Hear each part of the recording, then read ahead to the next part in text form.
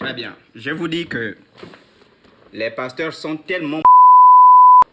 C'est-à-dire que quelqu'un, je suis encore en train de danser.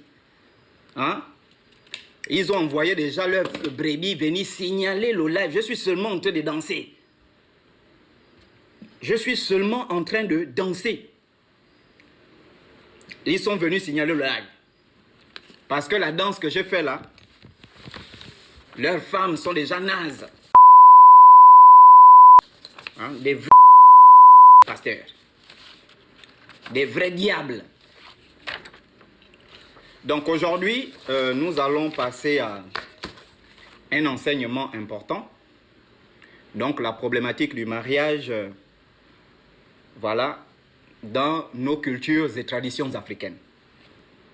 Alors il faut très bien suivre. Hein, d'ailleurs, je demande à tout le monde, chacun, voilà, s'il y a des chrétiens, tout ça, vous prenez vos Bibles.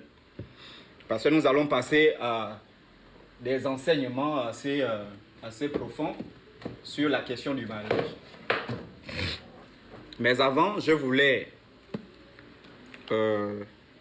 lire quelque chose dans leur Bible chrétienne ici. Parce qu'il y a des chrétiens qui me posent des questions. Il y a des chrétiens qui sont en train de comprendre l'intérêt de notre combat. Et ils me posent la question de savoir... oui, chocolat, mais à l'église, on nous a dit que on ne doit pas honorer les ancêtres. Honorer les ancêtres, c'est un péché. C'est ce qu'on nous a dit à l'église. On ne doit pas honorer les ancêtres.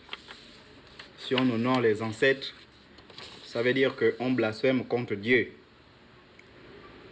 Alors, j'aimerais vous dire ici que c'est un mensonge. J'espère que tout le monde me suit. Hein? Vous m'écoutez quand même. Si vous m'écoutez, essayez de taper.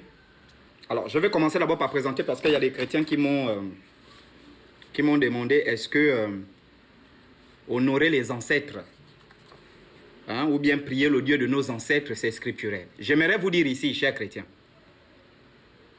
si tu pries le Dieu d'Abraham, le Dieu d'Isaac, le Dieu de Jacob, ton adoration n'est pas authentique. Tu dois prier le Dieu que tes ancêtres ont rencontré. Et ça, je t'ai dit, je vais te le démontrer à travers ta Bible. Je réponds à des chrétiens qui m'ont posé la question. Est-ce qu'on doit prier le Dieu de nos ancêtres? Oui! Dans ta prière, quand tu t'agenouilles pour prier Dieu, quand tu t'agenouilles, pour ceux qui s'agenouillent, pour ceux qui prient debout, quelle que soit la position, quand tu t'agenouilles, ceux qui prient, parce que la prière est une clé de spiritualité, quand tu t'agenouilles pour prier, par exemple, je ne sais pas, pour ta protection de la journée, ou bien ta protection de la nuit, ou bien je ne sais pas, quand tu pries avec tes enfants, tu t'agenouilles pour prier. Soit tu lèves les mains, ou je ne sais pas, soit tu mets ta main à la poitrine, ou je ne sais pas la position que tu dois prendre. Tu dois dire le Dieu de mes ancêtres. Pas le Dieu d'Abraham, pas le Dieu d'Isaac, pas Dieu de mes ancêtres. Toi qui as été incréé, toi qui as construit l'univers et tout ce qui existe, tu te présentes, même dans ta langue maternelle, tu te présentes en langue maternelle. Tu te présentes en langue maternelle, tu donnes ton nom en langue. Si tu es pour nous, ta langue maternelle, ou je ne sais pas les autres ethnies au Bénin, au Togo, au Sénégal, ta langue maternelle, tu te présentes à ces dieux-là dans la spiritualité, dans ta langue maternelle. Et tu pries le Dieu de tes ancêtres. Je vais vous montrer ça dans la Bible ici.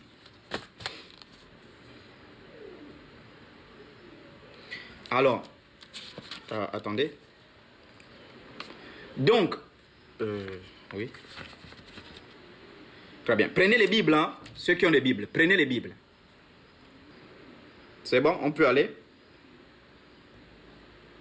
On peut aller.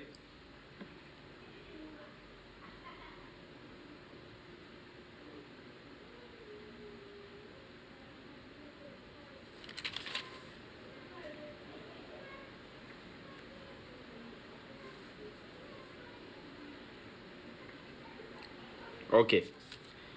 Allons-y. On va prendre une première écriture dans leur Bible. Genèse 15, à partir du verset 15. Dans leur Bible.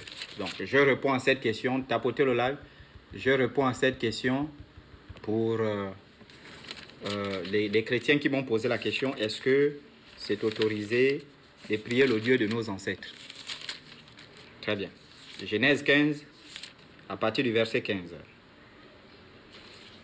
Alors, Dieu qui apparaît à Abraham, Abraham fils de Térak, Dieu l'apparaît en Mésopotamie et dit à Abraham, Abraham, quitte la maison de ton père, quitte la maison de ta mère, va dans un pays où je te bénirai. Écoutez l'enseignement.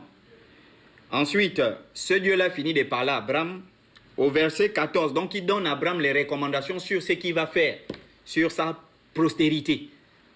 Sa postérité. Ensuite, oui, vous pouvez prendre la Bible, vous allez voir. En fait, je suis en train de répondre à des chrétiens qui m'ont demandé, est-ce qu'il faut prier le Dieu de nos ancêtres? Écoutez bien ce qu'on est en train de dire. Ne vous faites pas tromper dans les églises par des bandits.